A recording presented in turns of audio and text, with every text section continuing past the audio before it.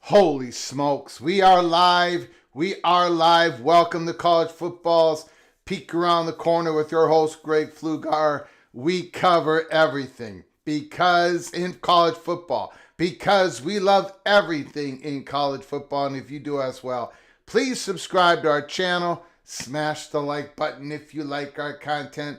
Share the video with your family and friends if you want to support this rebel outpost of all of college football with a donation. Hit the $sign where you make a comment and I'll get you super chat as quick as I possibly can. Welcome everybody into the studio that sits on the corner of Keith Jackson Parkway and Kurt Gowdy Avenue. Do not be afraid. Do not be afraid to become a legend. With your comments and with your phone calls later in the show. It is April 8th, 2025. There are a handful of live shows. There are a handful of them since the creation of this college football YouTube channel that we always go back to. We have them dated in our minds. The December 26th, 2020, what was it? 22, when we talked about what Florida State was going to do in the next, on the first quarter of 2024. It was that live show on April 28th when we talked about the hot bubble of action that was going on somewhere between, the Big 12, some schools in the Big 12, or the Big 12 and some schools in the Pac-12. We talked about October 30th, 2022. That was the day that was signed, sealed, and delivered, that Brett Yormark got the deal done with ESPN and Fox. And we said he hit a grand slam, that the Pac-12 was in trouble. There was shows like on September 9th of last year, where we talked about how the Big Ten was going to push for 4 automatic qualifiers. That there was going to be some sort of an increased, some of these conferences, especially the Big 12, we're going to be going for non-traditional dates on the calendar to put their football games in. Today's going to be one of those days. This live show is going to be one of those live shows where I'm going to be going back to April 8th, 2025. And no, it's not because of the House NCAA settlement. It is about the latest information we have received here at Peek Around the Corner when it comes to the ACC drama. Buckle up, brace for impact. If you do need to leave us at any time during this live show, because it's going to go on for a while, please come back to it, watch it, because we've got a lot to say today on so many things. But inside the Holy Smokes Theater, BTM, and for those who don't know who he is, Big Ten man, he has been the cornerstone of what I do. The cornerstone. Now, fortunately here at Peek Around the Corner, we've been able to expand the Rolodex of sources and information across the country. But BTM is the one who started it all for me a decade ago. Well, he believes. He believes in the people that he surrounds himself with, his community, the money purchase. They have a pretty good sense of where this is all going. Now, of course, it all could change. And if it does, he'll let me know. And then I will report it to you all when I get the okay. He's given me carte blanche. We're not holding anything back. None of this information is embargoed. I have shared this information with some people in the business. They're taking it seriously. I think you should, but you don't have to. You can absolutely disagree with everything that we are about to talk about today. You can disagree with everything BTM believes where this is all going. And you can put in the comments and you can give me a phone call after the monologue.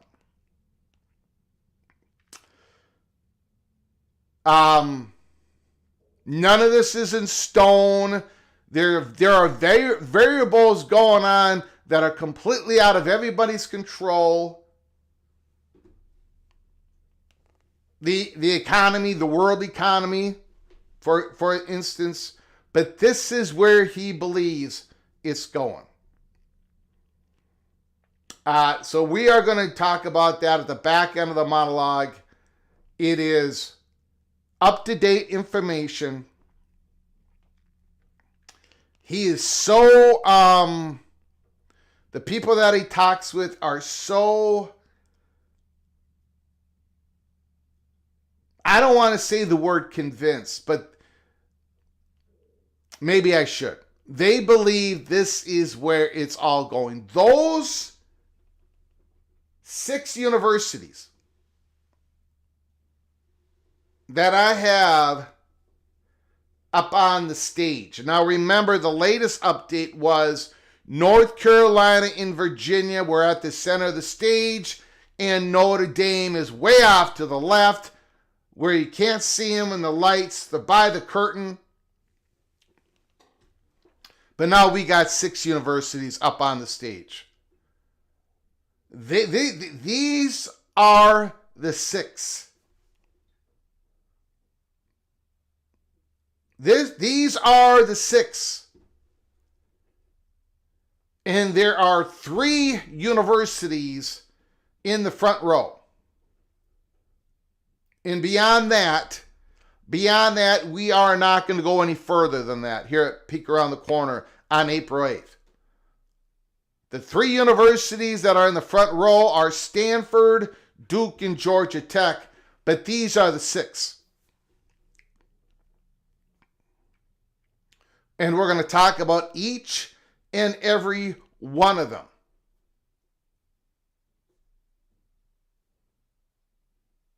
So that is what we're going to talk about today in the Holy Smokes Theater. I want to thank everybody for joining us. We have to go. We're going to talk a little bit about the House NCAA settlement because we got to talk about it a little bit. But I'm more confused than I was. I'm confused on some of the stuff. I just want the whole thing, when it gets approved, when it finally gets approved, then we'll crack it open. We'll talk about every little part of it. But until then, we're just going to do a minor update. Judge Wilkins and all that stuff. We're going to talk about that. We're going to go through just quickly the odds of week 1 at FanDuel. Some movement in those money lines, those morning lines, those early morning lines. Wall Street Journal just came out today, April 8th, with their valuations of the college football programs. How much would a college football program be worth if you sold it in the open market? And let's say it was owned by the university and you would sell it. Number 1 is North Carolina. Number 1 is North Carolina. We're going to touch upon that. So anyways, I want to do a roll call. I want to thank everybody for coming on in. This is going to be a big show. And we are going to refer back to April 8th, 2025. I'm going to quite a bit here in the summer months, into the fall months, and into the early spring of 2026. Bill G, holy smokes. He did it again, supporting this channel, helping us keep the lights on. 5 gifted memberships. Chris G, Dan, Brian Taylor, Kyle McGuire, Chef Mall. All were gifted a membership by Bill G. Please, when you get an opportunity, please say thank you to Bill G for his generosity. Bill, thank you so very much. You have been a lifesaver. No question about it. All of you are officially knighted, cloak and dagger. New members to our channel. Thank you so very much. Bill G, thank you so very much. George Holton, Osceola Trucker, Early Peak Cloak and Dagger, new member. Thank you, George. Thank you for your generosity. I appreciate it so very much. You are hereby knighted officially, Cloak and Dagger. You can go to our library of YouTube channels, check out the Early Peak Cloak and Dagger membership only episodes. We also have episodes for everybody. Thank you so much, George. I appreciate it. Thank you so much. Brad J. What are the chances the players aren't satisfied with the $20 million or whatever percentage of the revenue they get, or do they strike? Do you think there will be work stoppages? Are many people talking about this? Well, okay, so here's the thing. One of those things I'm confused about is the opt-in or the opt-out. Judge Wilkins talked about how she's worried about the new classes of student athletes coming on in. Why would they be automatically opt into the system? And my thing was, I didn't believe that they were automatically opted in. I thought they would have the choice. I was under the belief that if you are a quarterback, high school quarterback coming out of California, and you are being recruited, let's say by USC, you have, before you're not, the letter of it, the LOI, the letter of intent is not the paper that binds you to the university. It's going to be this contract, right? This contract. And I believe, what I was under the belief was, if you opted in, you were part of the rev share. You were part of giving your name, image, and likeness to the university. Right? Your ownership of your own name and image and likeness, you would be giving that to the athletic department. If you opted out, that means you wouldn't be a part of the rev share. That means your name, image, and likeness would not be sold to the athletic department. That means you could strike a name, image, and likeness deal outside of the internal collectives that is inside the athletic department. But all name, image, and likeness deals inside the athletic department or outside the athletic department still have to be submitted, still has to be passed by the Deloitte clearinghouse, even though they haven't opted in. That was my belief. But after listening to you, I have no idea. I have no idea about the opting in, opting out for each student athlete. It almost sounds like Judge Wilkins believes they're all opted in. I don't know, man. I'm more confused than ever. I can't quite answer this super chat. But the $20 million or whatever rev share, again, these schools, they gave their okay to, this was a settlement. They felt that they had to get to a settlement. This is what they reached. So all these schools are in. All the Power Four conference schools are in on this settlement. And they agreed with the number. The judge, if you factor in scholarships, all the benefits to the student athletes, the rev share, if you calculated all that in, the student athletes are getting about 50% of the revenue created by the athletic departments, which is basically the same as the professional leagues. Judge Wilkins has gone back to this over and over again and says, this is good, this is fine, this is what we're going to have. So players who have opted in, I guess, back to that opt-in, opt-out, which I don't quite understand, but if you're a player that opted in, I don't know how you can, if you're not set, this has all been like signed off on. There is no collective bargaining agreement. We're not in that world yet. Hopefully someday. I don't know, go on strike, you're not employees, so I don't know. I don't think there'll be work stoppages. I don't believe any of that has a chance of happening. And I don't think there's a chance that Alabama's going to say, well, that $20.5 million rev share, that direct revenue coming from the athletic department to the student athletes, I don't think they can say that doesn't work for us anymore, brother, because they sign on to this deal. I'm just using Alabama as an example. Schools, conferences, and most of the players have opted in on this deal. Okay. Thank you so much, Brad J. Appreciate it. Appreciate so much the super chat. Anthony Carlson, curious what he has to say.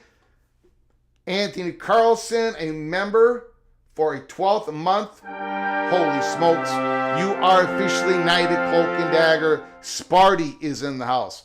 We are going to...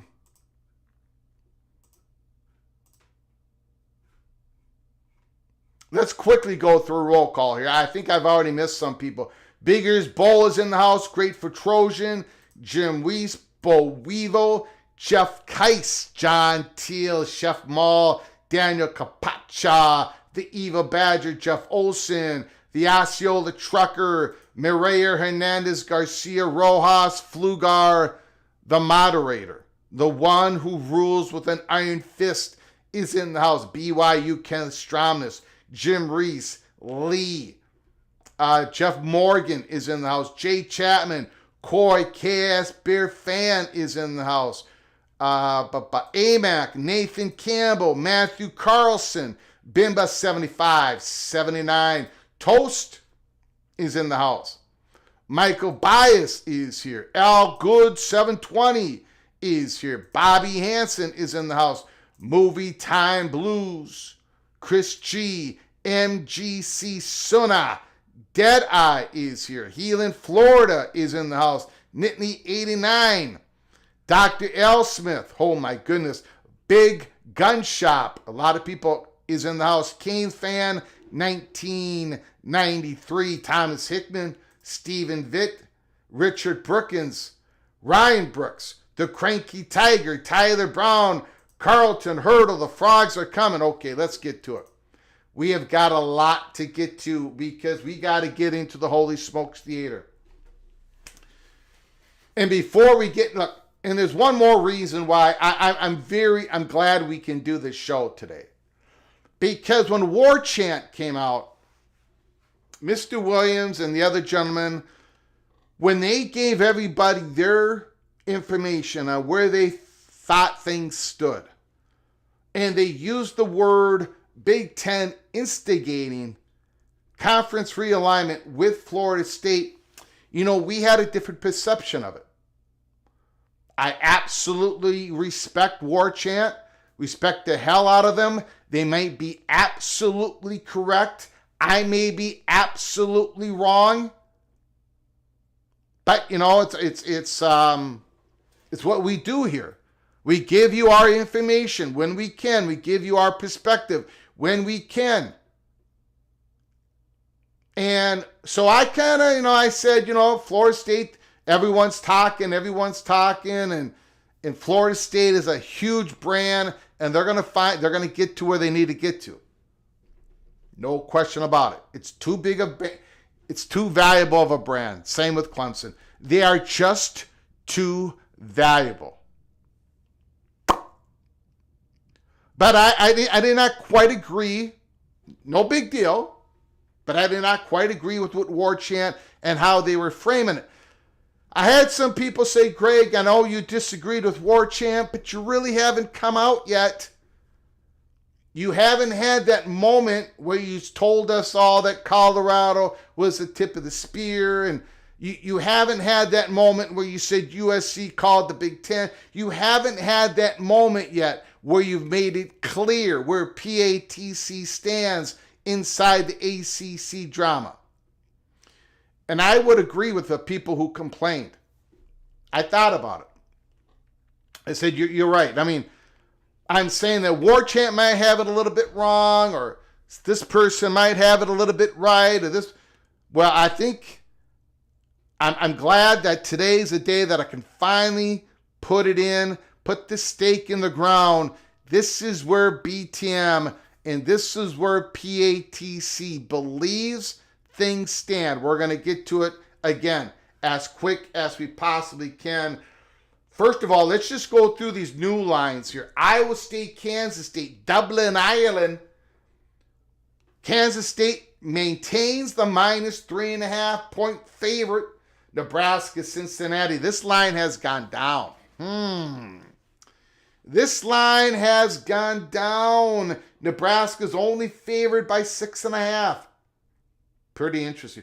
Auburn, Baylor. You all know that Baylor is my surprise team out of the Big 12. I kind of like Auburn too, though. I kind of like those receivers. I think Jackson Arnold has got two really good receivers to throw to, unlike what he had at Oklahoma when the whole wide receiver core was out. Auburn, going to be a tricky team this year, but Baylor, I love Baylor. Georgia Tech, Colorado. Georgia Tech's favored by 3.5. Haynes King, Jamal Haynes. LSU, Clemson. Is LSU going to lose their opener once again? I think they will. Clemson Tigers, -2.5. Texas, Ohio State. Woo! Arch Manning. We've got a quarterback battle situation going on in Columbus. We're going to get to that next. Utah, UCLA. The Utes, 3.5. Favored by 3.5. Devin Dampier, their new quarterback. Syracuse, Tennessee. The Volunteers up 2 touchdown favorites on the Syracuse Orange. I think the Orange is going to take a couple of steps backwards. Alabama, Florida State. Bama, favored by more than 10. The Seminoles looking to rebound. South Carolina, Virginia Tech. Notre Dame and Miami. The Irish. Who's going to be the quarterback? Is it Angeli? Steven Angeli? I think so. I don't think they're going to go to the redshirt freshman, Mr. Carr. Miami, Carson Beck. There was a report that the defense dominated the offense. Carson Beck is not playing here in the spring practices.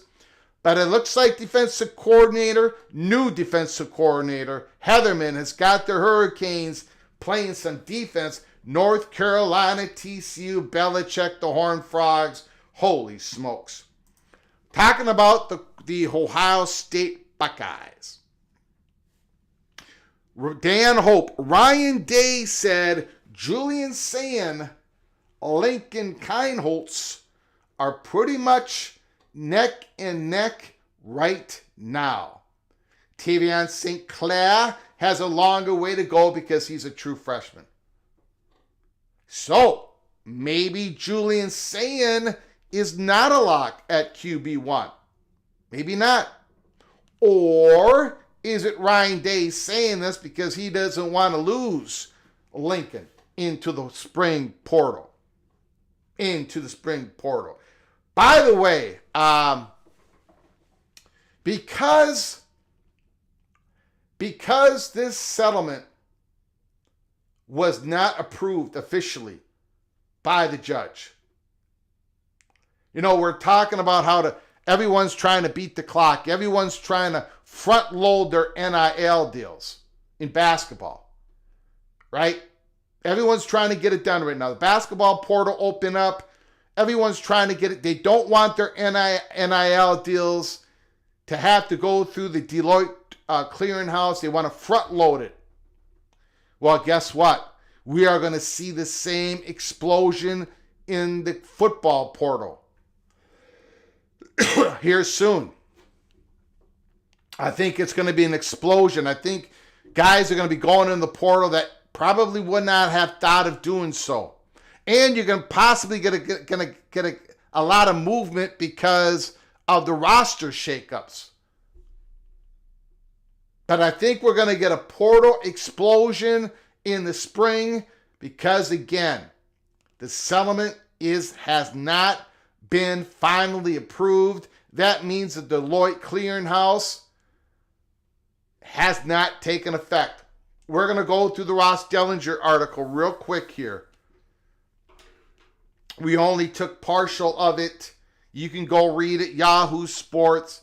NCAA's House Summit ruling. Not over the finish line yet. There remains a couple sticking points. In the end, the 75-year-old retiring judge indicated she would approve the settlement. However, two concepts need to have a little bit of change to it. Provide a phase-in period for implementing new roster limits or grandfather in current athletes on rosters. One of the problems to this is there have been some football programs who have already made drastic cuts because they believed this settlement was going to be implemented. Right? There's already been a couple football programs out there who have let a lot of players go. Number 2, the judge says adjust language related to the binding future athletes to the 10-year settlement. And that I am completely confused on. Absolutely confused on. The new roster limits are expected to lead to the elimination of thousands of Division I roster spots, most notably impacting walk-ons and partial scholarship earners in swimming, football, track, and cross country. High school athletes recruited for months by schools even offered scholarships are having their offers revoked as coaches trim rosters to meet the new limits. Current athletes are seeing their spots eliminated. Wilkin was clear. Change the roster limit situation or risk not having me approve the settlement. Excuse me. My idea is to grandfather in those currently on rosters, she told the lawyers. It would save a lot of angst. Now, a federal judge with the power to strike down the settlement, a ruling that could send the NCAA into a long, costly court fight, is asking for the change to be made. We've got to talk to our clients about it. Again, I think a lot of people miss this part. This is a settlement that the SEC, the Big Ten, the Big 12, everybody, they want to have this done because it's basically, it's a way for that back pay to stay at $2.8 billion if this settlement, if the judge does not approve this settlement. That $2.8 billion in back pay is going to skyrocket. It's going to be, it's going to bankrupt the hell out of a lot of athletic departments. This is the hammer that the House lawyers have, that the judge has. Lobbying for federal help in Congress. That is happening today. It's happening tomorrow. There's going to be other days in the month of April that is going to be going on. Many of those present at the hearing, most notably the general counsels of the power conferences, are flying directly from here in Oakland, California, to Washington, D.C. This is an important week in the NCAA's lobbying effort for a congressional bill that would codify the settlement agreement and provide the NCAA and conferences protection to enforce the rules. The House Education and Workforce Committee, they're doing that today. Meanwhile, negotiations between U.S. Senators Ted Cruz continue over college sports bill that would grant a limited antitrust protection based on the settlement terms, deems college athletes as students and not employees, and preempts various state laws, some of them which contradict the settlement. The NCAA's aggressive lobbying effort is a clear sign that the organization believes that in order to enforce the rules inside the settlement without legal challenges, federal legislation is necessary even if the settlement is approved. Wilkin gave them even more reason to seek congressional help. In her opening, the judge suggested that she will not necessarily grant the NCAA in the power conference's request to bless the current NCAA regulations. They can ask, but that wouldn't be something that the court would be inclined to do one way or the other. She made several other interesting comments over the course of the 7-hour hearing. For one, Wilkin agreed with one of the objectors that a collectively bargained revenue share cap might be the better option, but she noted that's not sued upon in this lawsuit. That is not part of this lawsuit. Neither is the Title IX situation. Then she says, And what about the varying different state NIL laws, some of which contradict the settlement? Judge Wilkins, the NCAA should kick out the schools not abiding by its regulations, she said. Well, good luck with that. Good luck with that.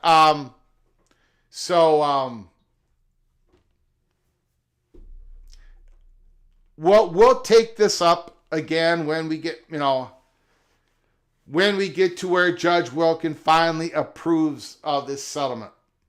And we will cover what happens in the House and the Senate for the next couple of days, all that stuff that is going on. But beyond that, I do not want to drill down anymore to this because I'm a little confused on some aspects about the opting in and the opting out of the student athletes. And I still think there is confusion out there, but you better believe that Alabama, Georgia, Purdue, Washington, everybody, they want this to get approved. They only want to be on the hook of $2.8 billion. They do not want to be on the hook of $15, $20 billion in back pay. That is the hammer driving all this. The judge, the House lawyers, the NCAA and the SEC and the Big Ten, the Big 12 and the ACC, they do not want to go back into a long, contracted court dealings with not only the House, but with Carver and these other court cases going on. That was all binded up into this one settlement. They want to get this done. They need to get this done. And they're hoping, they're praying that somebody, the Senate especially, gives them the power, the antitrust protection, gives them the power to enforce these rules that are in this settlement. Let's go on. One more thing before we get into inside the Holy Smokes Theater. We have a major update. The Big Ten man has spoken. Wall Street Journal, just this morning. We're not going to hit upon this very much. I want to get to your phone calls. I want to get to your comments. University of North Carolina, number one on the Wall Street Journal valuation. If you want to read upon how they get to it, go ahead, go to Wall Street Journal. I do not have the time or the inclination to drill down on that today. You can disagree with it. All that is good. But North Carolina, number one. Basically what the Wall Street Journal said, if the athletic department, if the university could sell off this property, men's basketball, this is how much it would be worth. This is the most valuable program, University of North Carolina. Duke is number 2, Indiana 3, Buckeyes 4, Louisville 5, Arizona 6, Syracuse 7, the Illini, Kentucky, Arkansas, Kansas 11, Michigan 12, Michigan State 13, UConn 14, Minnesota 15, Villanova 16, Dayton 17, Texas 18, Georgetown 19, Purdue 20. And they also reminded everybody about the football evaluations, which of course are a lot more. The Buckeyes, number 1, Texas 2, Michigan 3. You can see the top 10 there. LSU, Tennessee, Oklahoma. Going from 11 to 20. Alabama, Auburn, the Cornhuskers, Florida, the Badgers, the Huskies, the Jayhawks, the Hawkeyes, the Razorbacks, the Ducks, Minnesota, Virginia Tech, Illinois, USC, Florida State, Maryland, Clemson, Utah, Kansas State, and Mississippi. The Sparties, the Red Raiders, the Hoosiers, the Buffaloes, Brigham Young, Texas Christian, Northwestern, North Carolina State, North Carolina, and Miami. I just wanted to show you that. Valuations Wall Street Journal, everybody has their own different ways of evaluating. You can disagree with each other all you want, and you can disagree with what we are about to report to you right now. April 8th, 2025. There is a reason we have Notre Dame, Miami, Virginia, North Carolina, Florida State, Clemson on the stage. All of them are on the stage. There's a couple things I want to, and Stanford, Duke, and Georgia Tech are in the first row. Everybody else is behind them. We're not going to talk about anybody else today. We're not going to be talking about the Big 12 today. We're only going to be talking about the SEC, the Big 10, these 6 universities, Stanford, Duke, and Georgia Tech.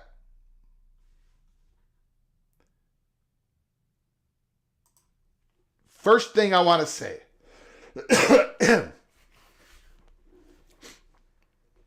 is we don't know when the ACC settlement is going to become official between Clemson and Florida State and the ACC in the courts. There was more reporting on that today. Matt Baker, a lot of good reporting out there. There's going to be there's a delay, paperwork. We all kind of knew that was going to happen. It was announced even in the Florida State Board of Trustees meeting that we did a live stream here at PATC. They said this was going to take about 30 days. Well, it might take 60 days. I want to tell you, for the purposes of what is happening, boots on the ground, we can firmly tell you without a shadow of a doubt, it doesn't mean anything. In other words, it is wide open. It is wide open. Those 6 schools and others are all working. They're all working it. It doesn't mean there is no handcuffs on anybody in the ACC. There is no handcuffs on Brett Yormark. There is no handcuffs on Tony Petitti. There is no handcuffs on Greg Sankey from a legal counsel perspective. Now, there might be some there's a lot of barriers. I mean, there is timing of this. There is Sankey trying to get this new college football playoff format. There's a lot of things happening in the House. There's a lot of issues that are probably all going to have to be solved. The governance issues, all of this stuff is probably going to have to be solved before somebody can truly, honestly pull the trigger. But the what I've been talking about for, I don't know, a long time, where I've been saying there cannot be first party talks. The Big Ten Legal Counsel would not allow it. The SEC would not allow it because nobody knows when they're going to. None of these ACC schools know when they're going to be able to own their own media rights. It's not happening. None of this is happening. There has been no handshake agreement. There has been nothing between the SEC and the Big Ten with these ACC candidates. No first party talks were going on. But today, it's wide open. Everybody's talking to everybody, and the legal counsels are not putting the handcuffs on anybody. I just wanted to put that out there. We have evidence we know that there are ACC schools, especially ones standing on the stage. They're treating this as they're all working it. They are all trying to get out of the ACC. Can I be blunt? They're all trying to get out of the ACC. There is none of that was going on for the last few years or many years. Before that settlement came down, before that ACC settlement with Florida State and Clemson came down, there had been no first-party talks, none. No lawyers representing the SEC have met with Clemson or Florida State, or none of that was happening. None of it. And it wasn't happening on the Big Ten side. And it wasn't happening on the Big 12 side. Third-party talks, yes. First-party talks, no. But now first-party talks can happen, and they probably have happened. Okay, I just want to make sure that was out there.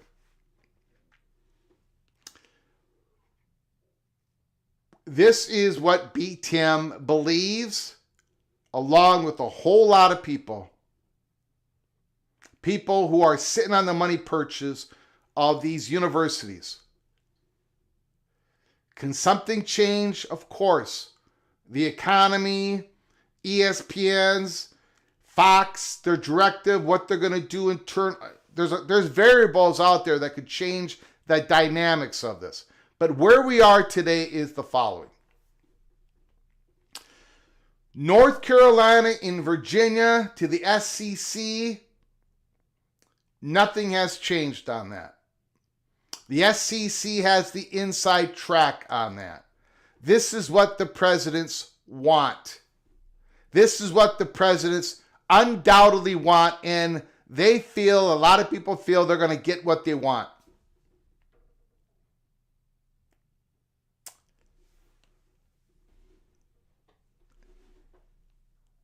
What has changed somewhat is, I know that Paul Feinbaum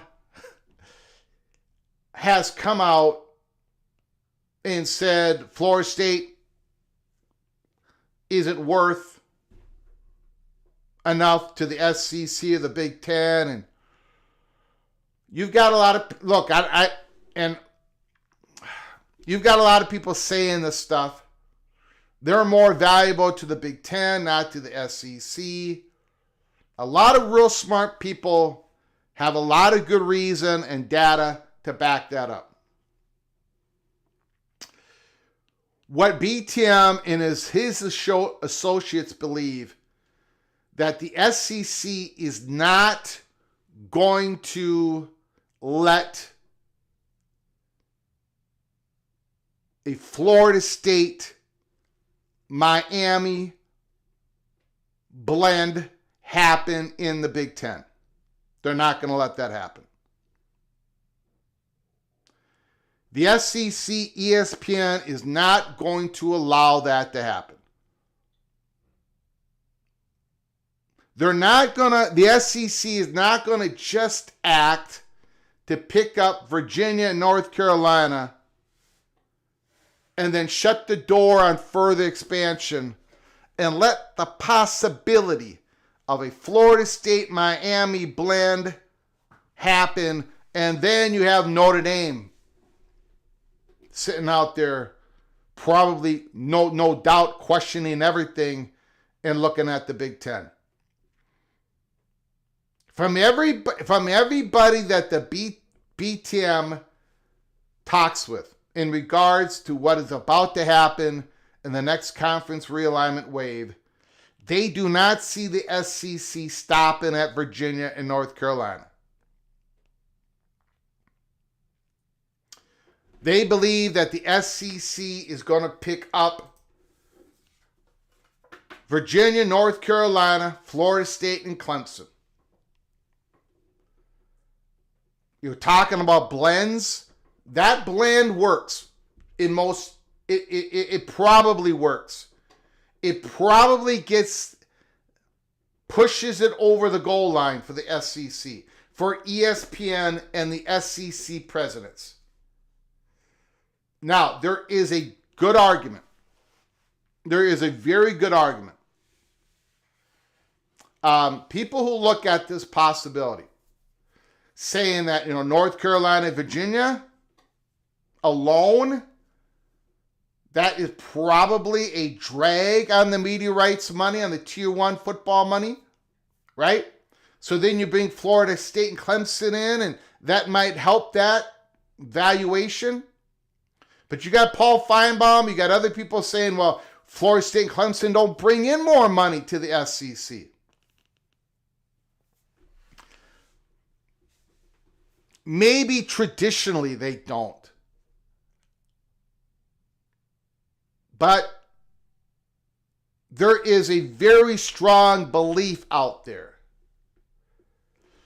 that the SEC media rights are going to be adjusted. They're going to be adjusted with the 9th conference game. Adding a 9th conference game, or just adding Virginia, North Carolina. But if you're adding a 9th conference game and you're also adding Clemson and Florida State, there's also probably going to be an adjustment to the SEC media rights with ESPN when it comes to play-in games. That's got to be negotiated on.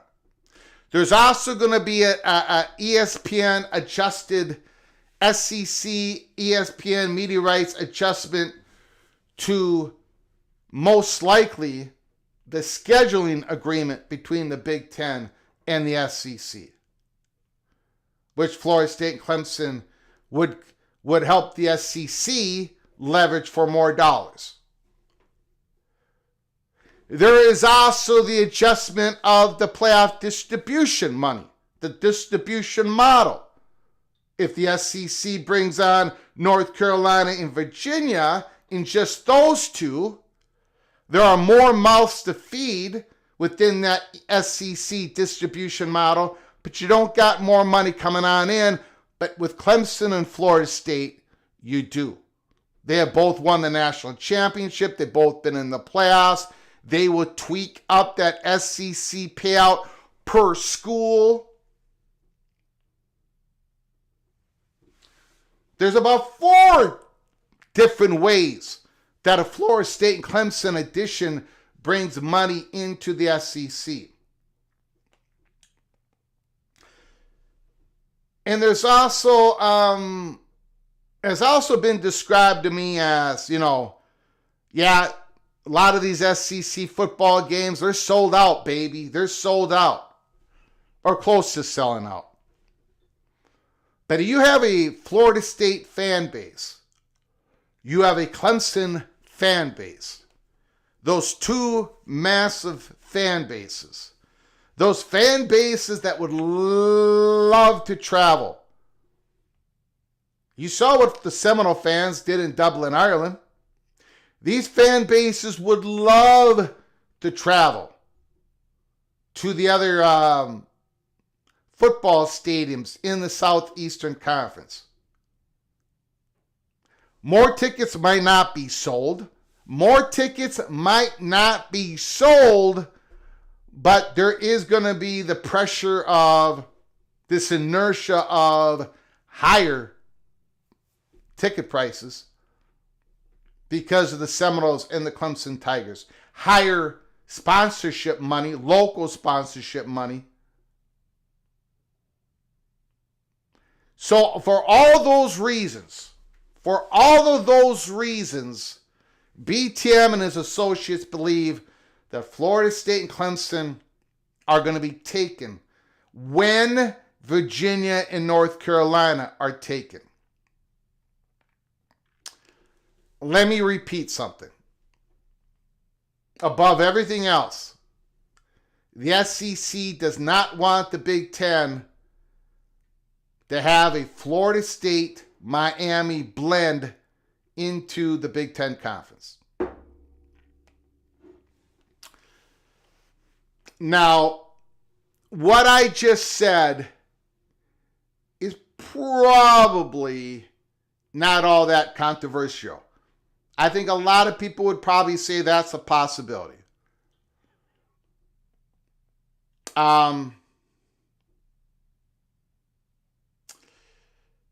So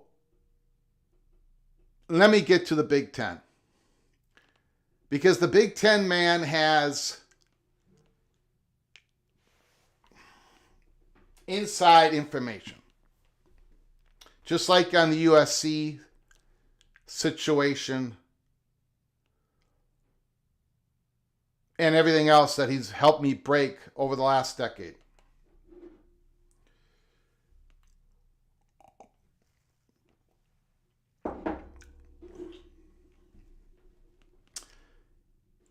Big Ten man was presented with information from somebody. And there is, well, and not just him. So Big Ten man was presented with information. I passed this information on to somebody else. This other person that I can't tell you who this person is doubled down on it and said yes, yes, yes, and here's more information. So I'm going to have to say this in a general statement. The Big Ten presidents, while they want North Carolina and Virginia, that's what they want. It doesn't look like they're going to get them.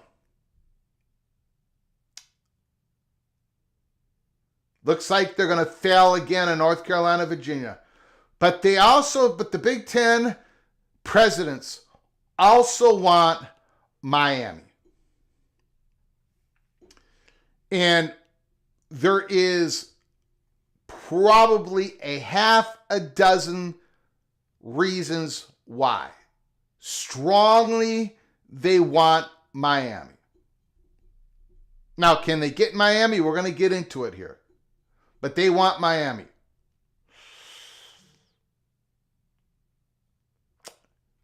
Miami has, and I did not know this. I had no idea. But Miami is considered, now they're a private institution, not that big a campus, but what they do in research, they are considered among the Big Ten presidents the mini Michigan. Who knew? I mean, I'm sure a lot of Miami Hurricane fans knew. I'm sure maybe, but I did not know this. I knew they were a really good research university. They just became AAU, all that stuff. Great academic school. But what they do in research is that they are considered the mini Michigan. And Michigan likes that. Minnesota likes that. When it comes to National Institute of Health funding, the percentage of their total revenue, the percentage of what they do with genetics and other Alzheimer's and the Institute of Health, that type of funding, the same percentages of their overall research expenditures, the percentage that they do in NIH funding matches what Michigan does. Now, Michigan does everything bigger, big public university, been doing this for decades, but the same. Let me give you an example, a clear example of what it looks like on paper. Miami does $400 and some million in research expenditure. 175 million of that is NIH. And that NIH is a lot of different categories. But Miami's, a lot of it is genetics. Florida State University, an emerging research university, also does over $400 million in expenditures. But they do 17 million of this bucket that Miami does 175. And I'm not picking on Florida State. Florida State is an emerging research university. And then now they're planning on other stuff when it comes to, that hospital stuff. Florida State is working it. The Seminoles are working it. But there is a reason why Miami got the AAU nod. They do the research that the big cojones in the Big Ten do.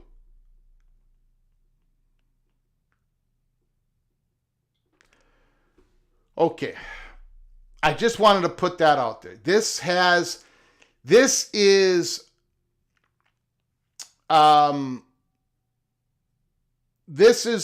the strong perception of the Big Ten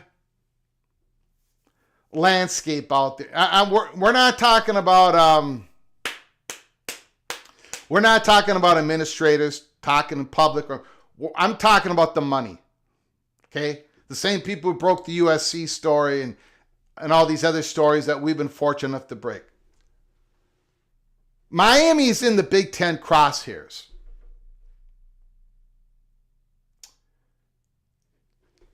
So let me look at the theater again here. You've got Miami on the stage, and you've got the Fighting Irish. Now, what I'm about to say, first let me get this part done with, and then I'll get to the controversial part of what I'm going to say, of what the BTM people believe.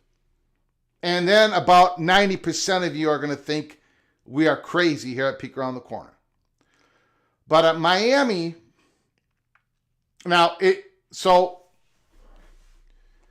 if it goes the way we think it's going to go, if ESPN and SEC doesn't want that Florida State Miami blend in the Big Ten, and they really shouldn't want that. Okay? They shouldn't want that. If it goes the way and they really want North Carolina, Virginia, that is not a smokescreen. It's not. If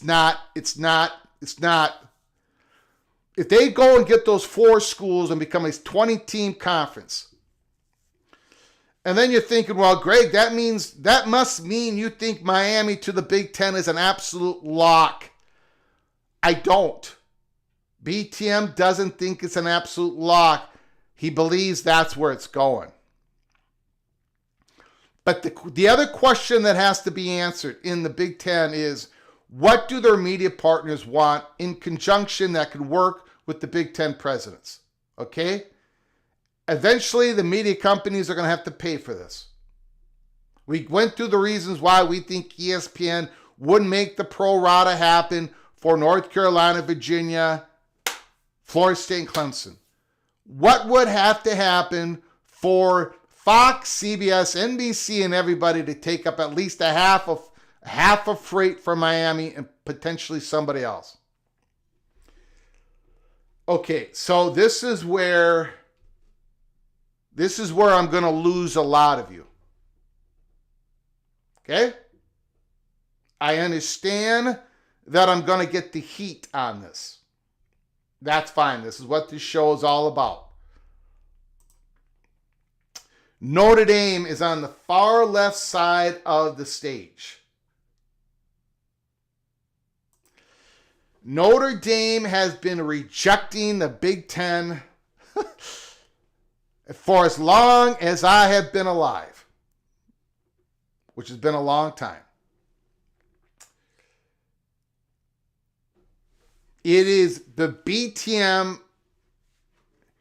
not just Big Ten money. His associates expand way beyond that, as we have proven on the other stories that we were fortunate enough to break. It is believed if you have Florida State and Clemson going to the SEC, For all the reasons we talked about, helping with the North Carolina-Virginia blend, making sure there's not a Seminole and Hurricane blend in the Big Ten, all the reasons we talked about. If Notre Dame sees Florida State, Clemson going to the SEC, Notre Dame can no longer stay in the ACC. The walls that we've been talking about closing on the Irish finally cave in on them. I get it.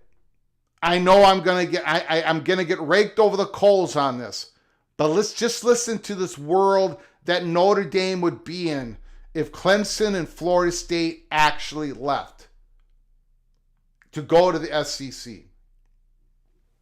Notre Dame's TV contract would plummet. Their scheduling agreement with Miami, Florida State, and Clemson, gone. Well, for the moment, their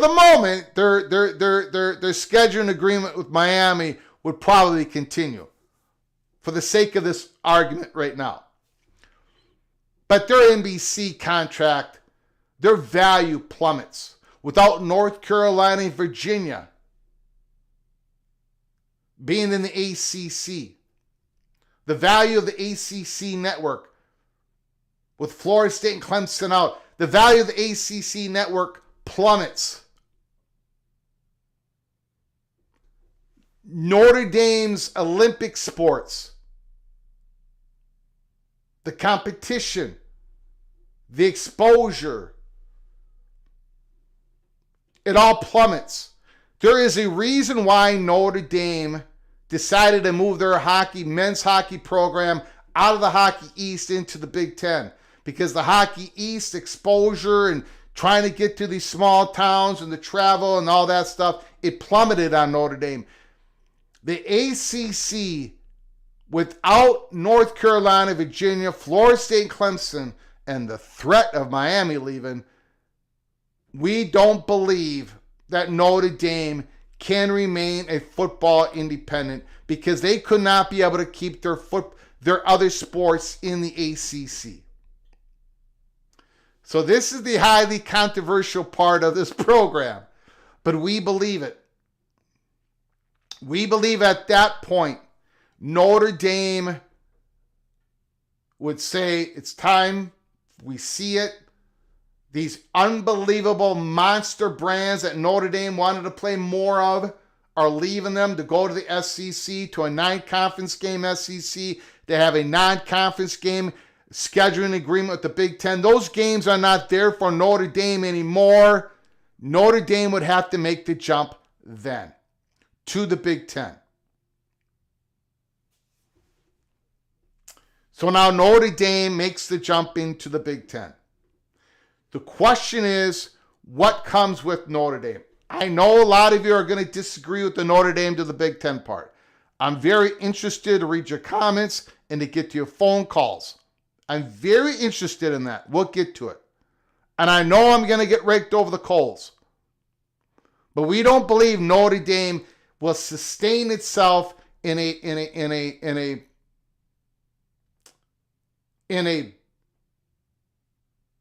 ACC that really no longer exists as it has been for decades. So Notre Dame leads to the Big Ten under this scenario, which we think is the most likely going to happen. What comes with Notre Dame?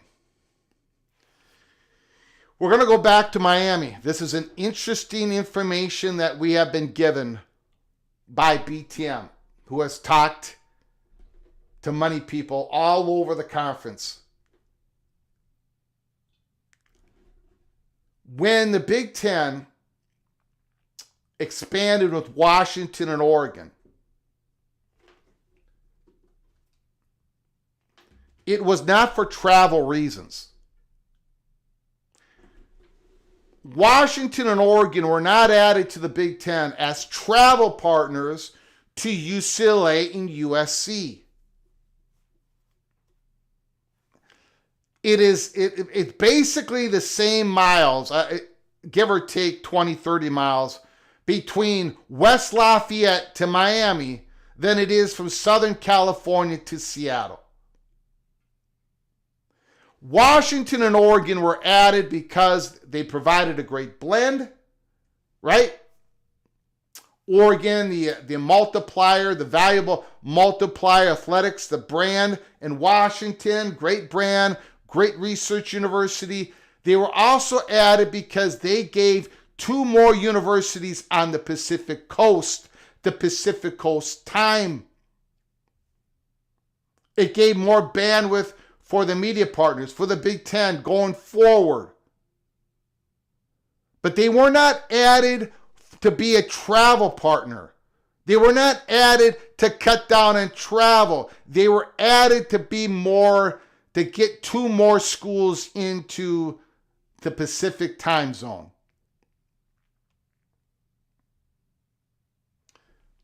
In other words,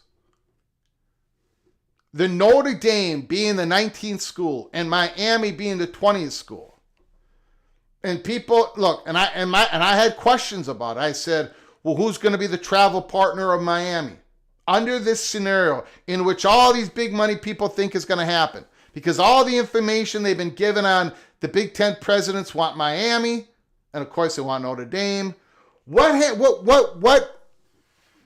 You can't just add Miami, who's on the tip coast of. The answer came back and said Miami would have to do what everyone else does. And maybe they're going to have to do it a little bit more, but they're going to have to travel. If they want to be in the Big Ten, they're going to have to travel. Just like UCLA, they wanted to be in the Big Ten. They needed to get into the Big Ten. They needed to get in. UCLA needed. They got a miracle shot. They need to travel. And maybe in the future, if the conference goes to 24, then you can regionalize your Olympic sports a little bit better. But for now, you're going to have to travel. The Big Ten is not interested in pods. Even at a 20 team, they're not interested in pods. They're not. They're just not. They love what they've got. They want the bigger brands to play each other more often. The media partners love no divisions, no pods. This is what they're going to be with for a while until maybe the day they go to 24. But Miami being alone is a possibility down in the Southeast. There's also another possibility. If you add Notre Dame, Miami comes along, that's going to boost Miami to full freight. That's going to boost Washington and Oregon to full freight. They're all going to get paid like everybody else is. That's how valuable Notre Dame is. If that happens, there could be a chance of a 21st school. And that is why we've got Georgia Tech, Duke, and Stanford in the front row. That's why we got them in the first row in the Holy Smokes Theater. It is these 6 schools that are on the stage. We have been told with a whole lot of detail. And you know what? If BTM and his associates, if we at Peek Around the Corner are wrong, we will take the L. In front of this camera, we will tell you we are wrong. But we've gotten great detail that Miami is the 20th. If Notre Dame says, yes, we're going to go to the Big, it is Miami. It is not Stanford. It's not Stanford. Not only that, but and I'm not going to be able to get into this. Maybe someday I could get into this part. Not only have they received this this information that the Big Ten presidents have done all this deep diving on Miami. Not only has that all happened, but BTM He's got some people who have information that the SEC perceives that to be, like, the SEC knows that. Like, they know, they kind of know each other's moves here, guys. And by the way, the Big Ten's strong interest in Miami is only helping Florida State, because the SEC doesn't want that to happen. They do not want that synergy. They do not want that Florida State Miami thing to happen, go to the Big Ten. So the SEC is going to cut the Big Ten off at the path. This is what BTM and his associates believe. SEC's got a whole lot of advantages with ESPN. They're going to grab the 4, North Carolina, Virginia, Florida State, Clemson. Then people in the Big Ten, as foolishly as this may sound, believes that Notre Dame is going to they're not going to have any other option. NBC is going to be begging them to join the Big Ten. They help with not only the entire the NBC contract with Notre Dame can just be folded up into one. Notre Dame's going to be making more in the Big Ten. This is going to help NBC's contract with the Big Ten. You bring in Miami in the Big Ten, and maybe a 21. Maybe a Georgia Tech. Maybe the Atlanta metro area. Now, a couple years ago, 18 months ago, even a year ago, the people that I talked to poo-poo the Georgia Tech situation. Say they did not grab enough of that market at all. But Atlanta is something, Georgia Tech is something that could happen. They would need their skids greased a lot, but it could happen with the Miami and a Notre Dame. Atlanta is somewhere where everybody can get to on a direct flight. Same with Miami. The Big Ten's a national conference. They want to get to places that they can get on a direct flight. That's Miami and Atlanta. This is something that Notre Dame wants to make sure that where they go in a national conference, if they have to join a national conference, they want to get to the places easily. That is Miami and Atlanta. So we've got Georgia Tech as the possible 21st team in the Big Ten. But this is how we see it. This is how, and this has been bubbling for days and weeks. If you've been watching this live show, I've often been saying, I've been putting up my fingers saying, now maybe, just maybe, North Carolina and Virginia, maybe they need a Florida State and Clemson to come along with them. Well, today on April 8th, we think that is exactly what's going to happen. That the SEC is going to do something that they, grabbing 4 at once, that is kind of not really their characteristic. But the presidents have spoken. They want North Carolina, Virginia. And I think the media, we believe that the media partners in Sankey doesn't want a Seminole Hurricane situation happening in the Big Ten. So that is it. That is our report today, April 8th, 2025. I do not expect us to be having a major update in the Holy Smokes Theater for a while.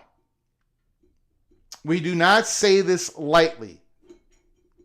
What we just said today did not come out of the blue. It's crazy to think that Notre Dame is going to actually join the Big Ten. I get it. But I think this is the event that makes it happen.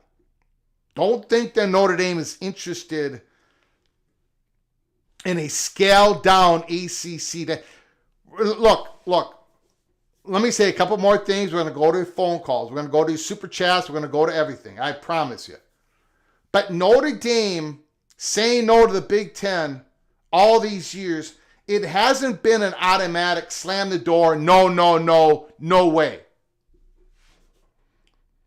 Notre Dame hasn't been like 100% no every single time.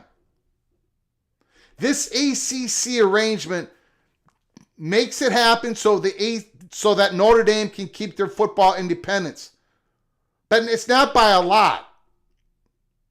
This scheduling deal that Notre Dame received, Notre Dame needed this scheduling deal. Florida, they needed it for the NBC contract.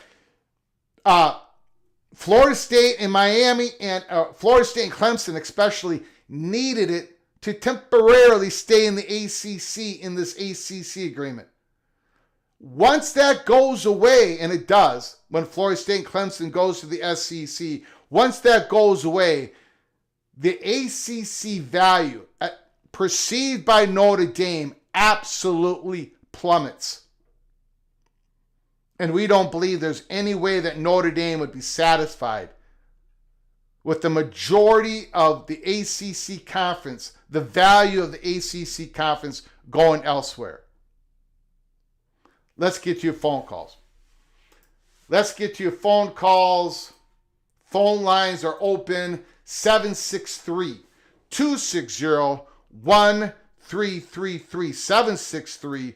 763-260-1333. A lot of comments. I'm not going to be able to get to many of them. Super chat, I'll go to them right away, but a lot of these comments.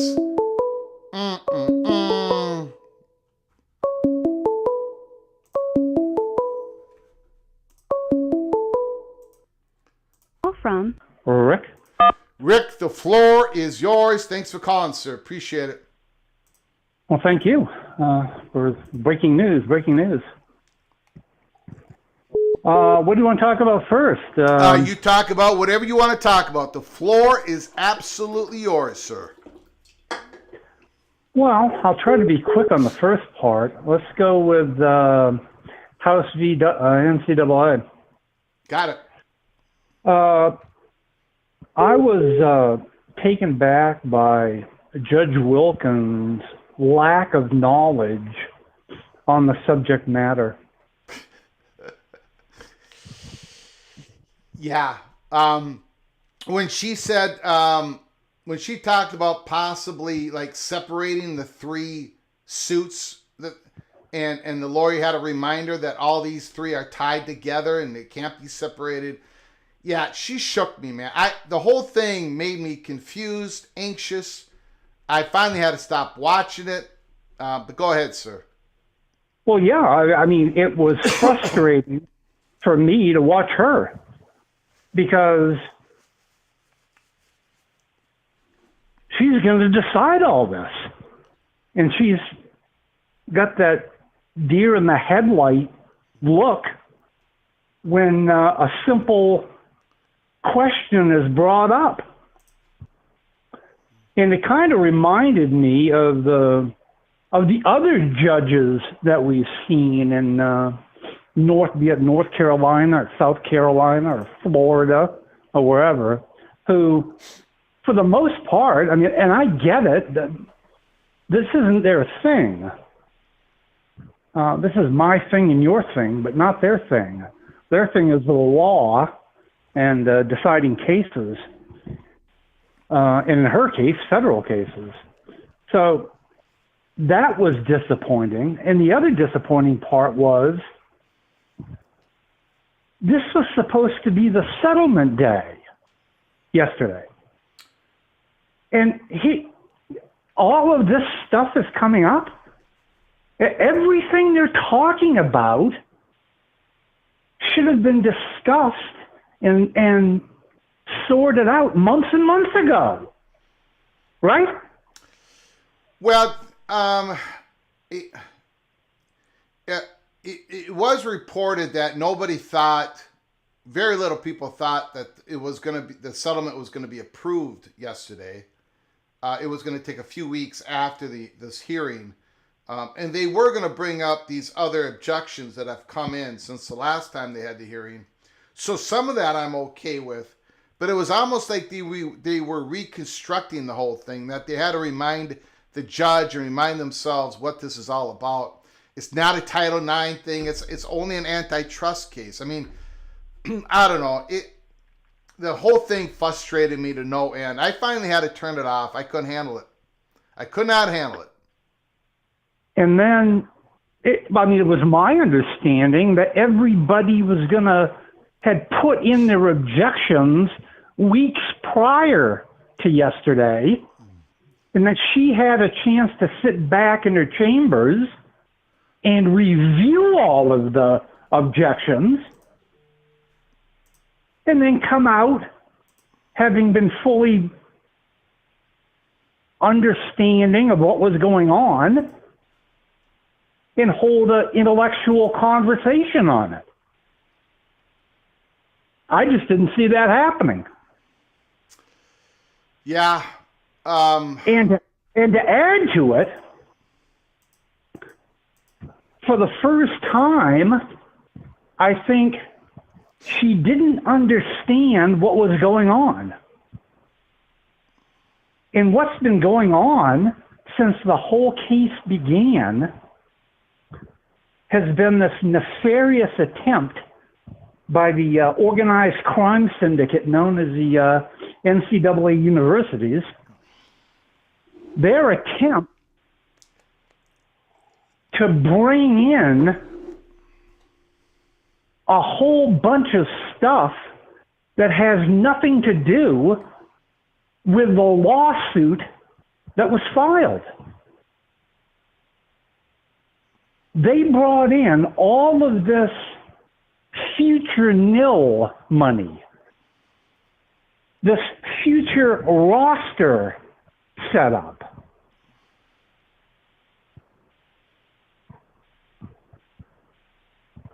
Yeah.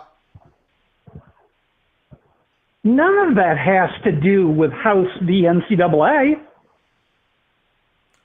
The only thing she should be deciding is what the defendants filed for, not the future of college football. But she got bamboozled by the NCAA universities into taking on all these tangent matters of Title IX and nil limitations in the creation of this magic Deloitte organization that determines what your value really is, as opposed to what the open market says it is. And roster limits. None of that has to do with House v. NCAA. And she said so. And she said so each time those subjects were brought up. And basically what she said was, well, I'm a federal judge and I'm here to settle this case. And I think you can get it settled, but you boys need to go back home and clean this up and bring it back to me so it doesn't have all this dirt and grime all over it, and I can settle the case. And if I can't, I'll throw it out.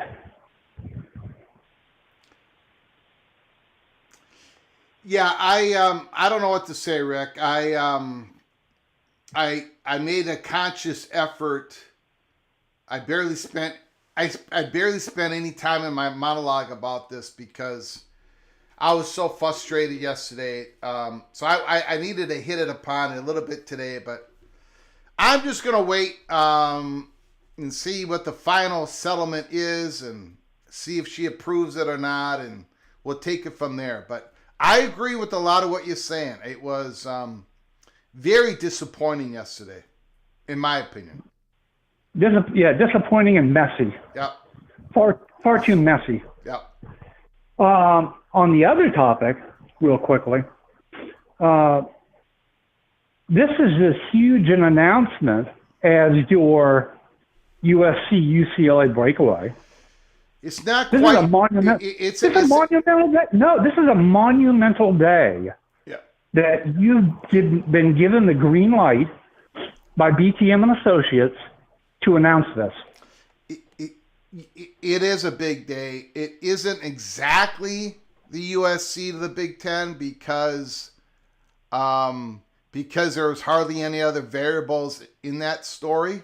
Like we kind of knew that was happening, and we had the and we went with that story for 3 months, and then it happened. There was a lot of information. This is, there's more variables that can intervene in all this. But right now, we feel pretty good about what we put out, and a lot of people are going to disagree, and I think that's fantastic. It gives people something to talk about, but there is a reason. There is more reason. I mean, I haven't even... We got it like, just for an example, the Big Ten presidents... they have there's like a whole bunch of things with Miami. The Miami-Dade GDP being 1/6 of the state, just that one county alone. I mean, the incredible investment in their faculty research. They've got this. They have, and I guess this is probably part and parcel to their approval of Miami as AAU, right? They have given the green light to Miami. They look at them as a Big Ten institution, but it doesn't necessarily mean they're an automatic lock. I mean, Notre Dame would have to. I mean, certain things would have to happen, but it looks awfully good for Miami. Awfully good. Yeah. Awfully good. Yeah, they've been given the Big Ten blessing, and that's what really counts. Yeah. That's what really counts. Yeah. But you earlier, I mean, you announced that those 6 schools are on the stage. Yeah. And they are all 6 of them, including Notre Dame. Yes. Are attempting to get out of the ACC. That's what you said.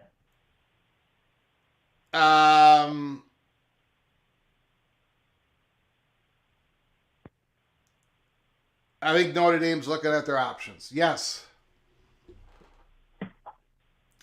There should be 50 articles written tomorrow on this. I will say this. There won't be. But hold on a second.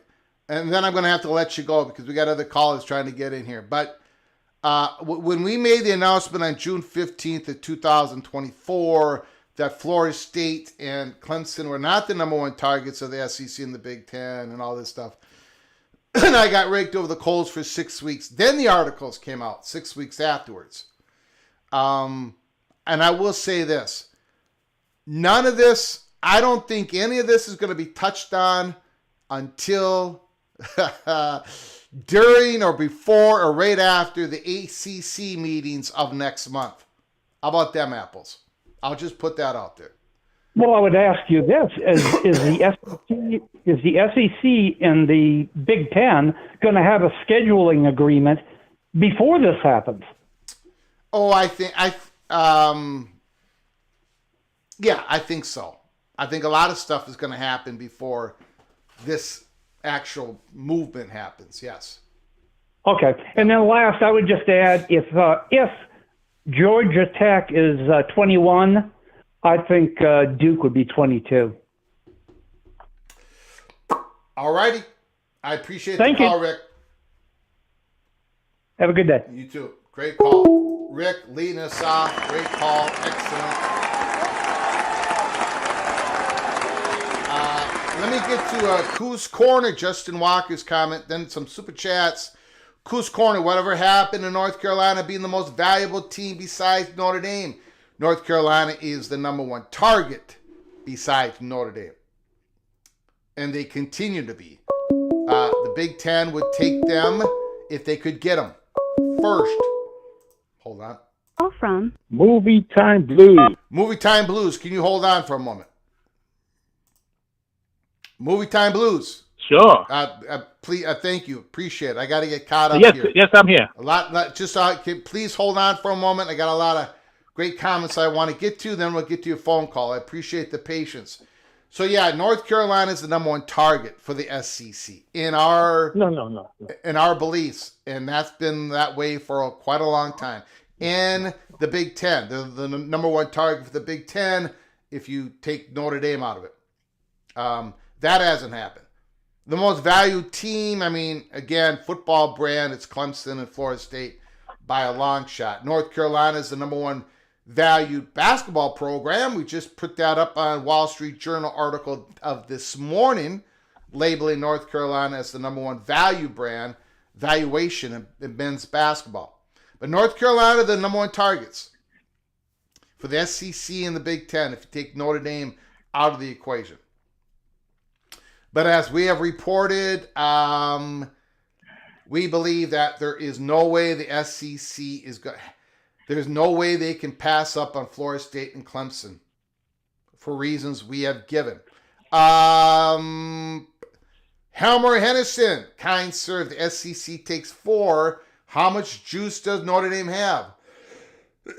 Might they bring Stanford and California? Would Notre Dame, Miami, Stanford, California be a likely outcome? We don't think California is a likely outcome. We could be wrong. Maybe Stanford is the 21st school. Maybe it would be a Notre Dame, Miami, Stanford. Possibly. We don't think California is in the mix. We do believe at this point, on April 8th, that Miami is ahead of Stanford. Even, Miami, they've got issues, just like every other program. They don't have a football stadium near campus and everything, but they have Miami. Let's put it this way. I think Miami, in a lot of different ways outside of athletics, is ready to be a Big Ten member. They do not have the issues that a Stanford and a Duke has. I think Miami would be folded in pretty easily into the Big Ten. So we've got Stanford outside of Miami, but maybe they'd be the 21st. Maybe Georgia Tech would be the 21st. Stanford, Duke, and Georgia Tech are in the first row. We don't have California in the first row. Thank you, Hammer Hennessy, for the super chat. I very much appreciate it. Azon the Kid, Rock Chalk, Jayhawk. What the situation be with the Big 12 and the ACC leftovers? I appreciate the super chat. I said at the beginning of the show, I'm not gonna go down that rabbit hole today. We've got too much to talk about and what we put out there today. We'll get to that later. But I appreciate the super chat, Azon the Kid. I don't want to mess up the message here. We've got new information on the Big Ten of Miami. New information that the SEC, more likely than not, is our belief that they'll be taking all 4. North Carolina, Virginia, Florida State, and Clemson. So we want to make sure we got that clear message out there, and you can agree or disagree with what we have reported. Movie Time Blues, thank you so much for your patience. I appreciate it. Thank you, Azon the Kid. Appreciate the super chat. Go ahead, sir. Yes, it's beginning to look like one of those moments like in the sitcom when this becomes when it's close to the end of the show, and everyone is saying goodbye to each other. All the major characters are saying goodbye to each other as they walk off the set for. That's what I'm thinking is happening with the ACC right now. Like all these major programs are getting ready to leave the conference. I'm not sure about Notre Dame, but that's a whole nother subject. But everyone else, it seems like Florida State, Clemson, North Carolina. Who knows? Maybe Miami goes, and next thing you know, like all the minor characters start going as well, and the last person turns off the light. I'm not sure it's going to go that far, but That's what it looks like right now.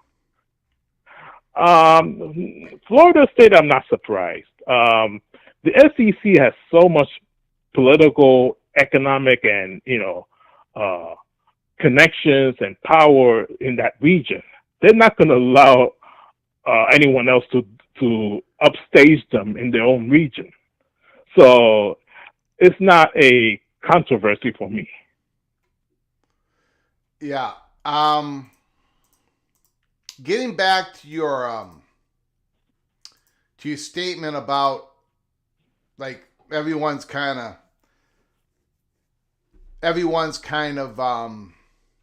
shaking hands at the end of the show, whatever, as the edits run, something like that. I want to make sure this is out there. It is, well, I don't believe any steam or anything is going to be reported for a while. Maybe during the ACC meetings, maybe some reporters are going to give their thoughts on how things stand. I can tell you, Movie Time Blues, everybody, and just like what Rick said at the end of his phone call, everybody is trying to get out. Everybody is on full maximum. What can we do? Who do we talk to? There is a lot of action going on right now. There is.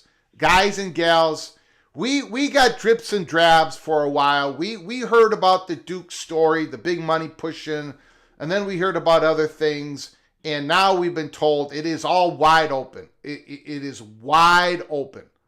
The throttle is wide open. Everybody is gunning right now. They're gunning.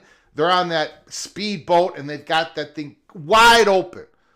And they're speeding along, trying to get to their destination. And because of all this activity, because everybody's gunning, there has been a lot of waves created, and we think we've got really good information on where it looks like this is all heading because of all this activity. Go ahead, Movie Time Blues. I just wanted to make that clear. Yeah. I also recall when Texas moved out. Texas was considered, the big gorilla in the conference they were in the previous one, but the economics and everything that was going on around college sports changed around them, and they had to make a decision. This is what I'm seeing with North Carolina.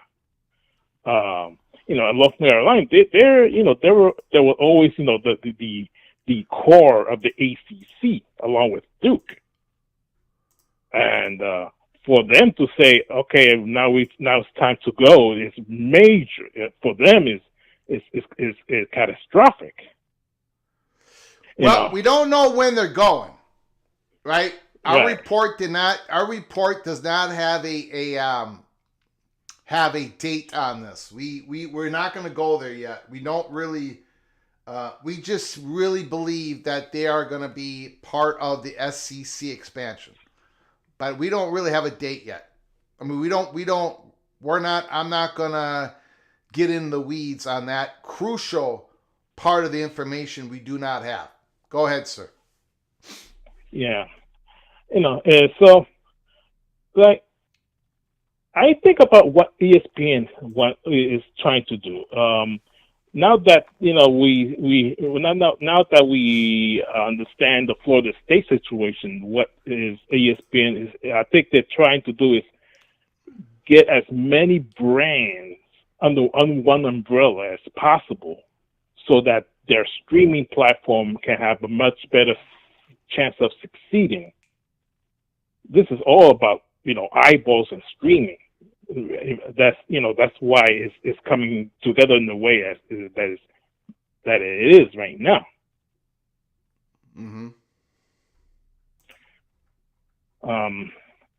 And finally, if I will believe it if I see the ghost of Newt Rockne and Ara Pasigyan coming out of the grave and say, yes, we can go to the Big Ten now. Yeah. Yeah. I don't blame you. I don't blame you, So sir. all right, I'll let you go now. You got it. Appreciate it. Movie Time Blues. Long-time PATC family member. Great call, sir. All right.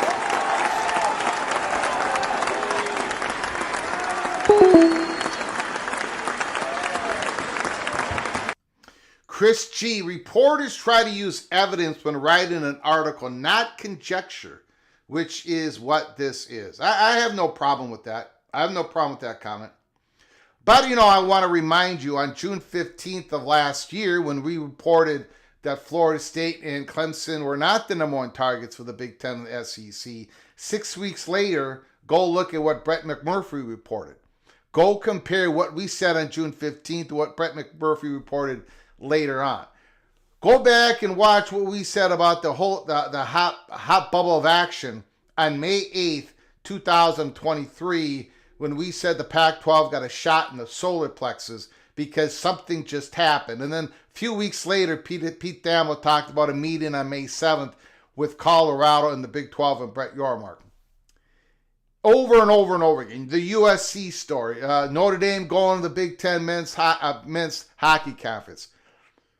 Our evidence, no doubt about it, we don't rise to the level of a Pete Thamel, Heather Dinich, Brett McMurphy, on and on and on. You are absolutely correct. We do not rise to that. We do not. I'm my own editor. I make sure, I do not have to go through all these hoops and everything. But I also, there are information that is embargoed that I can't talk about as well. Everything I talked about today, I can talk about. So yeah, you can label as conjecture. We're just giving you the landscape as we see it. But I would warn Chris G and everybody else, we're not putting this out here lightly. We're not just, there is something that is backing it up for what we're, now it could all change. We could be absolutely wrong. 2 weeks from now, I could be giving you information saying that, wow, look out here, whatever, a Duke is now, whatever it is. But we don't do this lightly. My track record says that we don't do this lightly. So, we did not have it dated April 8th was going to be the day that we finally received, the people that we talked to, BTM and Associates, finally received that information about Miami that was in such detail that it really puts them in the catbird seat if things go the way that everybody thinks they're going to, that the people that I talk to thinks they're going to go with the SEC. Does BTM and Associates, are they definitely 100% sure that the SEC is going to expand with 4 schools instead of 2? No, of course not. But they also have information about what a lot of people have speculated on, conjecture, where the SEC they don't want that Florida State Miami synergies. They don't want that to happen in the Big Ten. That'd be really valuable. They don't want that to happen. So we've got information on that, which I cannot get into today. So that leads, there's all this stuff that leads to how this scenario is the most likely scenario, which sounds crazy in a couple of different ways. One, the SEC is going to expand with 4 schools and not just 2. That's a little bit out there, but that is what we believe is most likely. And when that happens, Notre Dame going to the Big Ten, that's crazy. But we believe that is most likely. That at that point, Notre Dame would have to pull the trigger on a collapsed ACC, the value of the ACC. But you got the world economy out there. You got a lot of variables that could jump into this. Okay.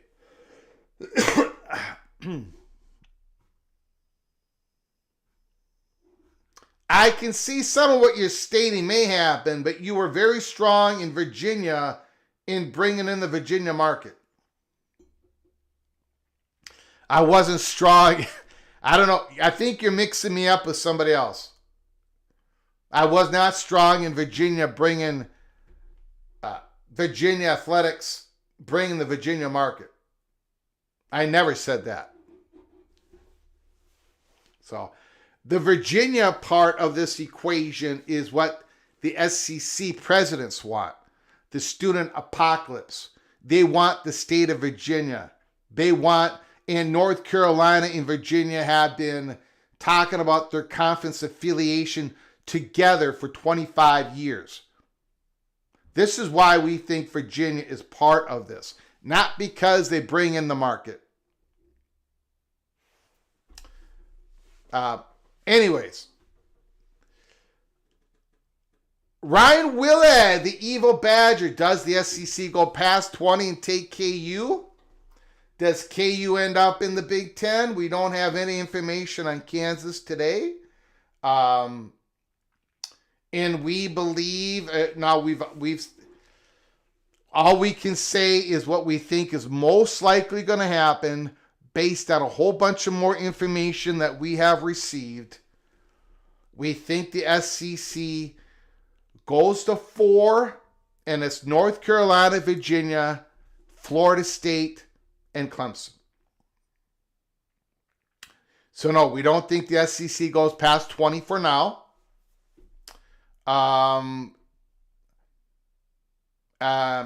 And for now, we don't think Kansas goes to the Big Ten. But again, if you're looking at a possible, these conferences going bigger, maybe in the future, absolutely, Kansas would be in the mix. If they do this breakaway, 4 or 5 years from now. But this is what we got for now, Ryan Willie. And we do not take this report lightly. Not at all. We think the SEC is expanding with 4. Not 2, but with 4. Can they make it work with ESPN? We think yes. We think they can. For a few reasons that we went through, I'll go through them again. Thank you, Ryan. Appreciate it. Call from Grateful Trojan. Grateful Trojan. Holy smokes. I have not heard Grateful Trojan for many months. Thanks for calling, sir. The floor is yours. It's been a while, Greg. How you been? I'm doing good. How you doing, sir? Fantastic. You're getting excited for your quarterback that got a little bit of playing time at the end of last year. He's going to be a QB1, right?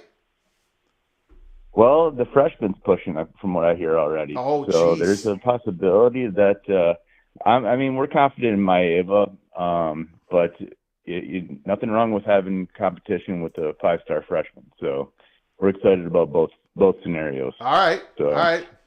Very excited about the recruiting that's going on as well. We're finally hitting California very hard, and number 1 recruiting class in the nation right now. So that's all exciting. And the front office that we have assembled is doing their job. It's been pretty incredible off season. So we're back to acting like a blue blood a little bit. All right. Hopefully with the beautiful. Yeah. Well, I'm glad we don't play. I'm glad we don't play you guys this year. How about that? Yeah, we want to forget last year a little bit. Yeah, so, yeah. But this episode is the episode I've been waiting for a long time with Notre Dame. With regards to USC, we've been pretty open recently about the potential of no longer scheduling Notre Dame. It's been said by our coach that, we're playing to be in the playoffs and to win national championships, and whatever path that, is the easiest for us to get in that direction, with or without Notre Dame, we're going to do. So Yes. I think we're squeezing them as well as obviously the ACC situation is definitely squeezing them as well. So I believe our contract ends with Notre Dame in 2027. Yes. So Yep. if this happens, it might happen soon, because obviously with the SEC going to a 9-game conference and then having a crossover with the Big Ten, then you're talking about 10 designated matchups already with both the SEC and the Big Ten. Non-conference is not going to be easy for Notre Dame to schedule. And the only way that Notre Dame really makes money off of it is for it to be aired on NBC, which means it has to be a home game. Not a lot of schools are going to want to go to South Bend, Indiana, with the potential of running into a powerhouse in conference and a powerhouse in the crossover. So, you get to a schedule where you're looking at the potential of 4 or 5 losses, you're not in the playoff mix. So you have to schedule wisely with those 2 non-conference games. And more than likely, a lot of those schools are going to want the revenue of having those at home. So what does that do for Notre Dame in the NBC contract? Yeah. Brilliant phone call. The USC not scheduling Notre Dame further out is a strong possibility. We did an early P Cloak and Dagger episode on that. I don't know, probably 8 months ago, something like that. We were told that USC, it isn't that USC would never play Notre Dame again non-conference, but it wouldn't be every year. It wouldn't be a long-term series. It would be, once in a while they would play Notre Dame. Notre Dame's everything you said, I think you're locked in. Grateful Trojan. Notre Dame's value, their NBC value would plummet. Their value to NBC. I see a comment in the comment section about how in the future schools are gonna have individual media packages with these media partners. Guys and gals, that's not gonna happen. Notre Dame can barely make it work.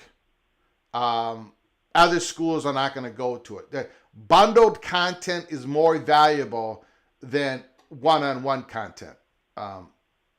You can see that everywhere in the sports world. I'll get off that. But Grateful Trojan, I agree with you. I think the walls are closing in. And if Florida State and Clemson jumps to the SEC, I don't think there is the value in the ACC that Notre Dame would need to continue to have the contract they have with NBC. But go ahead, sir.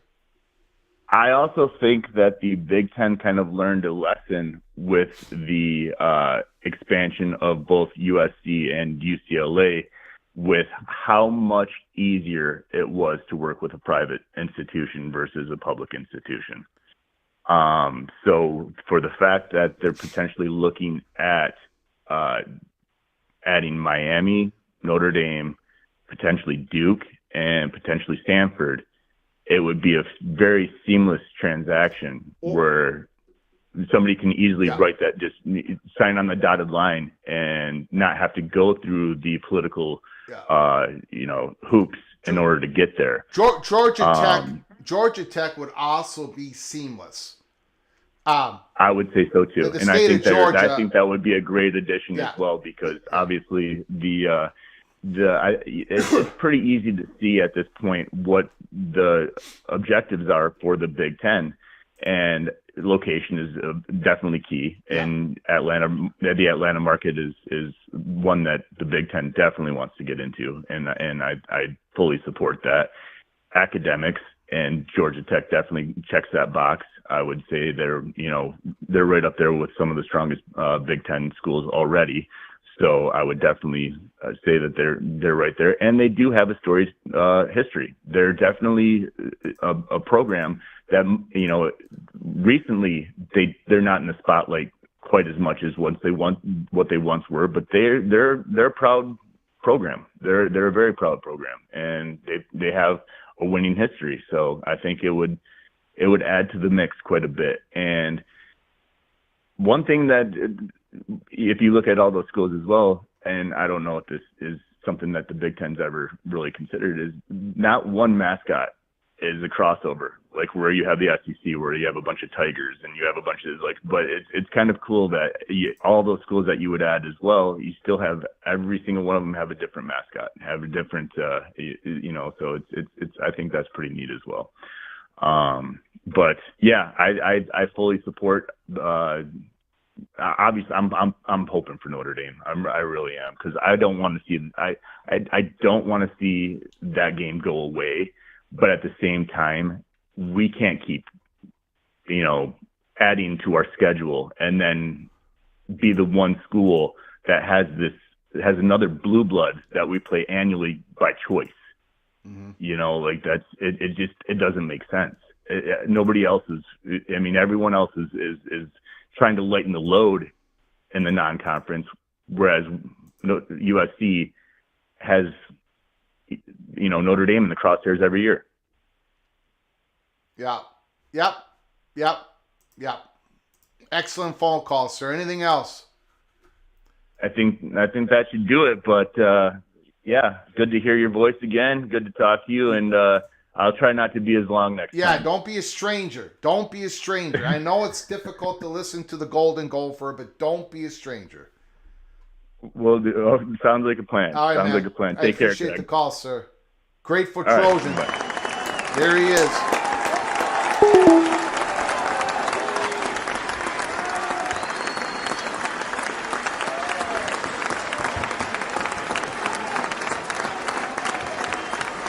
Now, so here's the thing, though.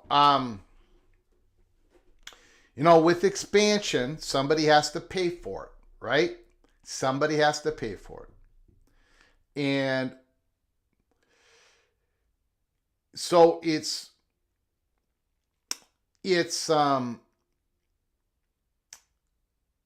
the SEC paying for four expansion schools. ESPN paying for that is quite the load. It's pro rata. They're going to have to pay them full freight. ESPN's not going to, the SEC's not going to do anything that the ESPN's really going to get upset about. So everyone's got to be on board. But the mechanism for ESPN to pay this load, to get this done, is going to 9. The SEC content is, even as valuable as it is, as a huge of a contract they have, is still a little bit undervalued. They can squeeze out more. A ninth conference game, a scheduling agreement with the Big Ten Conference, play-in games, playoff distribution money going up because of the inclusion of Clemson and Florida State. All of that greases the skids for 4 schools. To get what the presidents want, to get what the athletic, to get a Clemson and Florida State, big, huge, valuable football, to get everybody to check off on all the boxes. Now they're going to have to overcome South Carolina and Florida, right? They're going to have to overcome the North Carolina, the Board of Governors, the North Carolina State situation. They're going to have to overcome the Virginia Tech situation. But I think there is enough money there. There's enough value. The skids can be greased enough to get all 4 of those in to the SEC. It is the blend that works for ESPN and the presidents. And on the Big Ten side, that barely got enough money scratched together to bring in a Washington and Oregon at half freight. Notre Dame is the key. Of course, Notre Dame is the key. And this time, the people that I talk with, BTM and Associates, this time, as crazy as it sounds, a devalued ACC to the point where you are losing your top basketball brand, North Carolina. You're losing Clemson. You're losing Florida State. That is going to be where the ACC network The value plummets. It's very difficult for Notre Dame Olympic sports to get the exposure they need. That is the time that Notre Dame finally pulls the trigger on a Big Ten invite. As crazy as that sounds, and we believe that Miami gets included for all the reasons we brought up earlier in the program. If you missed this program, if you just joined us here in the last 10 minutes, go back to the start, give it a watch. I want to thank everybody who has joined us today. We've already been on the air for over 2 hours. Holy smokes. Time flies. We're going to be talking about this. We are going to be talking about this. The ACC meetings are next month. Keep your head on a swivel. I want to thank Bill G., George Holton, Anthony Carlson, Brad J., Helmer Hennison, Azon the Kid, and Ryan Willie for your generous donations, helping us keep the lights on. I want to thank the great phone calls that we had from Rick, Movie Time Blues, the Grateful Trojan, everybody that's called in, all the great comments. I appreciate you all coming on in. Again, if you haven't subscribed to this channel yet, shame on you. Subscribe and make sure you have your notifications turned on to this channel, because we can come on live at any time. We came on a little bit early today. There are reasons for it. We might have to come on later tonight, an emergency live show. You don't know when we're going to come on. I don't know when we're going to come on. So you got to subscribe and have the notifications turned on, and smash that like button if you have liked our content today. If you did not like it, hit the thumbs down button and let me know how we can better serve you, a college football sicko. Put it down in the chat room. I read all the chats. I appreciate you all coming on in. April 8th, 2025. This live show, we are going to refer back to it many, many, many times in the future. Either PATC is going to be taking a big L, a big loss on this. It would be our really first big loss in the 3-year history of this channel. Or the other option. We shall see. Until next time, from all of us at PATC to all of you, please you all take great care of each other. Thank you so very much.